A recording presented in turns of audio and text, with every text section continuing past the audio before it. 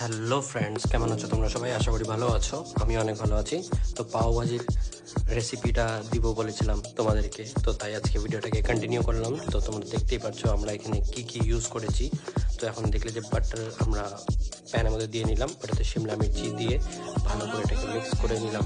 তার উপরে আমরা টমেটো পেস্ট যেটা ছিল ওটাকে আমরা এটাতে দিয়ে দিলাম।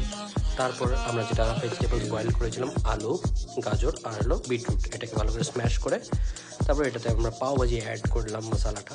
আর সিরিয়াসলি বলছি, এটা খেতে এত টেস্ট লেগেছে আমার, জাস্ট বলে বোঝাতে পারবো না। So yummy. সো তোমরা বাড়িতে ট্রাই করতে পারো। আর খুবই টেস্টি হয় আর খুবই হেলদি হয়, কারণ এটাতে অনেক রকমের ভেজিটেবলস আছে, বাটার আছে, আর দেখো পনির, জাস্ট অসম।